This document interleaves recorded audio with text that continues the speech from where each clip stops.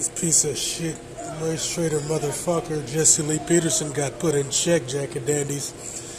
That was absolutely hilarious. Ain't nothing worse than a fucking nuke. But you know I can't go too hard on the fucking nukes on YouTube because they don't like when blacks check their little pets, which is why they always go in on the O whenever I talk about that goddamn boule piece of trash Al Sharpton. Now here's the deal. Gazzicato game this rat-faced weasel into bringing him on his show. The guy even paid Gazzy's pockets. Flew him out there and got the deal going. Now here's the funny part, Jack and Dandies. While this guy was in the break room or whatever, one of Jesse's little white supremacist handlers gave that some bitch the inside scoop. And now this filthy piece of trash is fully fucking exposed. So, you know how niggity jiggities do when they think they're in good with the white supremacists. I already talked about that. I've been talking about it for years. A lot of these nignogs, they get around the whites. They think they done arrived at it. Yeah. And then they start talking their shit. Telling the black nigga jokes and being mean to blacks, talking down to blacks, thinking that they're white.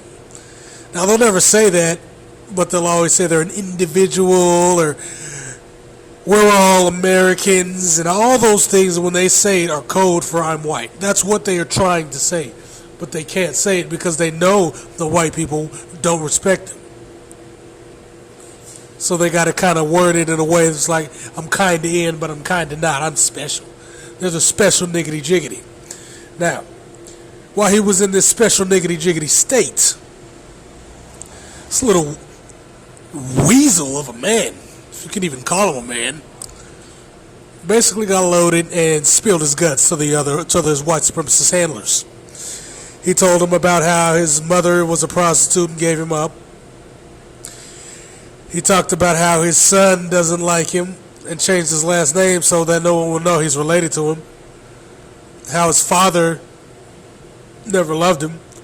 And the only reason his mother claimed him was because in the 60s or 70s they allowed blacks to get on welfare, which I kind of skimmed over a while back. I need to make a full video on that. Or did I talk about it on Facebook? I don't remember.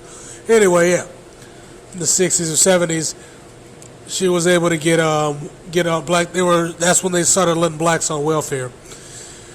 That's why white people really don't like welfare, is because they start letting blacks onto it, but then they added all these stipulations. Anyway, she started to claim him because she got on welfare. All right, that's the only reason she started claiming this guy. When she had him in Chicago, she sent him down to Alabama to live with his grandparents because she didn't want him. But when she needed the welfare check in the 60s when they allowed blacks on, that's when she started claiming the guy. So he was unwanted from the get-go. Just like all of these nukes. It's always the same. They're always unwanted losers sniffing up under someone else. That's what it always is. That's why they become black Republican conservatives.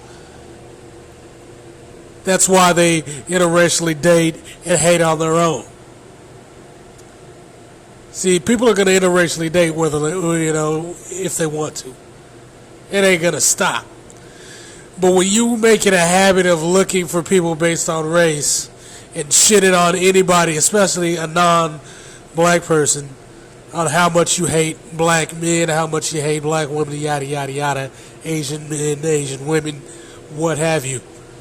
You have basically shown these people that you were nothing in your own community, and they have full reign over you because you'll do anything just to sniff up under them. And that's what this guy did. And so they jokingly told Gazzy this shit, and this guy ran with that shit like Barry fucking Sanders, Jack and Danny. Had this some bitch so goddamn mad he called every white supremacist in the studio to try to get this guy up out the mix, but I guess he had bodyguards or something with him. Now this some bitch is gonna be mad because every nigga that jiggity in town is gonna be going after his ass. This is what happens when you're a filthy fucking nuke. Just like W.E.B. Du Bois, I talked about that guy back in the day. Marcus Garvey checked W.E.B. Du Bois and said, dude, while you're popping all this shit trying to undermine black economic development, there's going to come a time when the whites are going to abandon you. And that's exactly what happened. This guy died a communist in Africa.